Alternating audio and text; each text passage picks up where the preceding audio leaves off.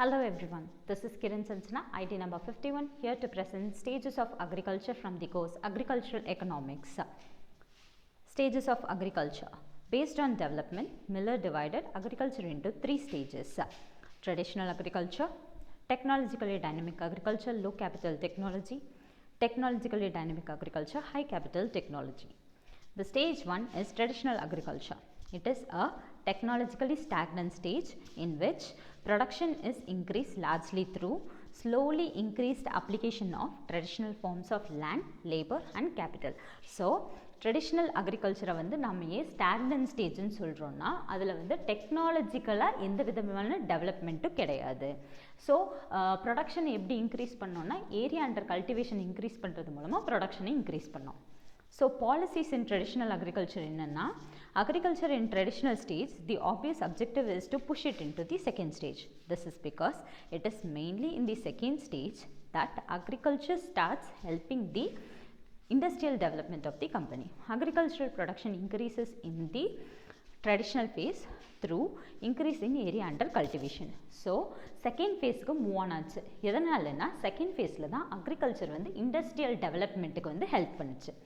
So the main drawback of traditional agriculture என்னென்னா நம்ம வந்து எக்ஸ்ட்ரா அவுட்புட்ஸை வந்து ஸ்டோர் பண்ணி வச்சுருப்போம். ஸோ க்ரோயிங் பாப்புலேஷன் வந்து அந்த எக்ஸ்ட்ரா அவுட்புட்ஸை வந்து கன்சியூம் பண்ண ஆரம்பித்தாங்க. So there is nothing to be stored. So, growing population consumes the stored thing. So, there is nothing to be stored. This is the major drawback of traditional agriculture. The second stage is technologically dynamic agriculture, that is low capital technology. In stage 2, a complex of technological changes increases the efficiency of agricultural process and raise the rate of increase of agricultural production.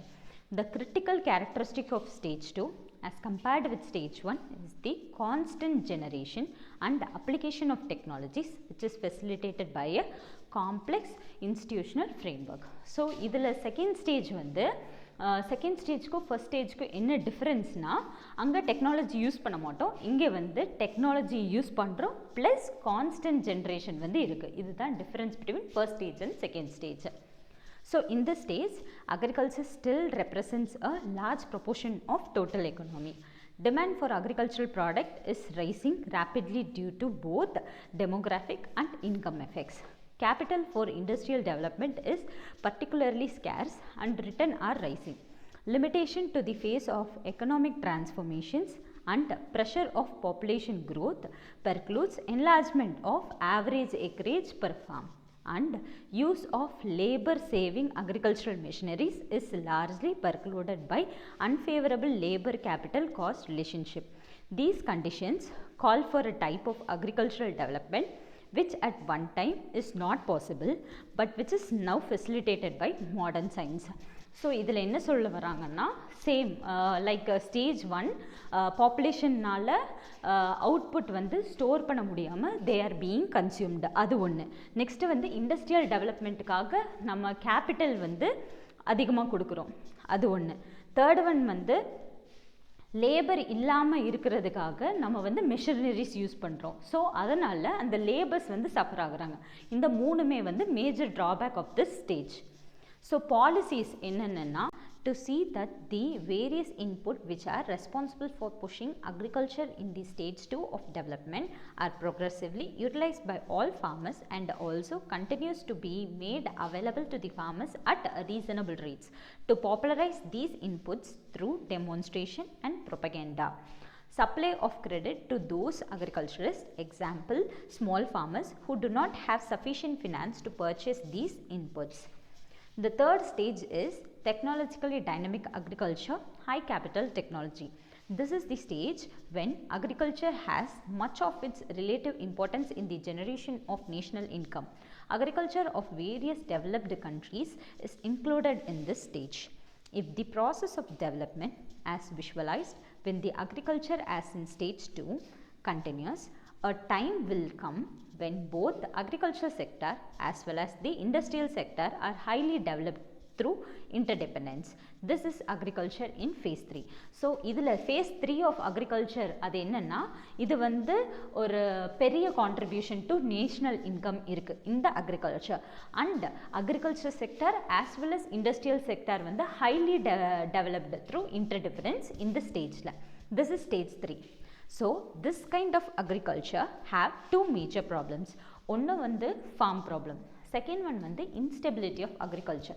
இது ரெண்டு தான் major problem in stage 3. So first farm problem என்னன்னா ஒவ்வொரு சீசனில் ஒவ்வொரு மாதிரி production இருக்கும். ஒரு சீசனில் அதிகமான ப்ரொடக்ஷன் இருக்கும், அப்போ நமக்கு டிமாண்ட் வந்து கம்மியாக இருக்கும், காஸ்ட்டும் கம்மியாக இருக்கும். இன்னொரு சீசனில் ப்ரொடக்ஷன் வந்து கம்மியாக இருக்கும், டிமாண்ட் அதிகமாக இருக்கும், காஸ்ட்டும் அதிகமாக இருக்கும்.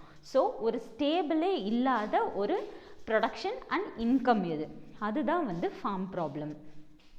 The next one is instability of agriculture.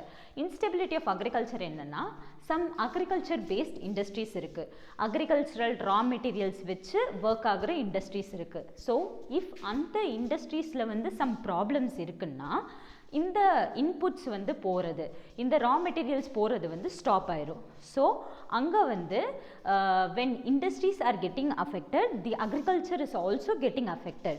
இதுதான் வந்து instability of agriculture அப்படின்னு சொல்கிறோம்.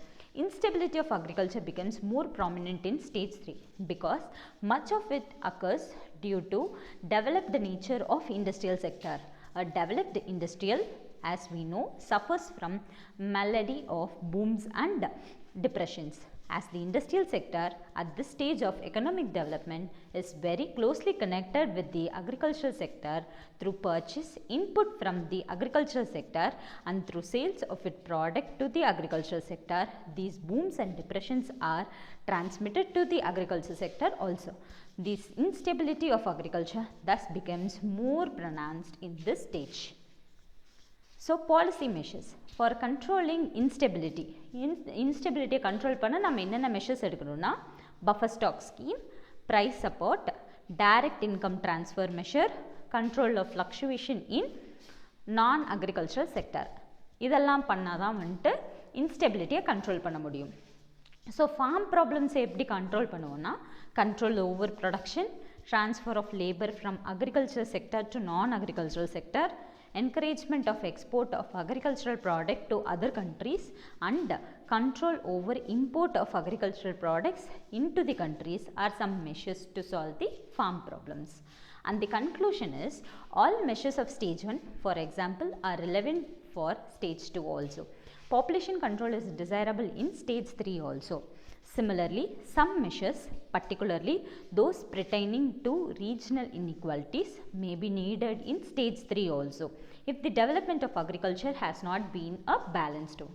The fact of the matter is that government has to ensure that beside taking certain steps on priority basis in a particular stage of agricultural development, the achievement of the policies followed in an early stage are not all lost.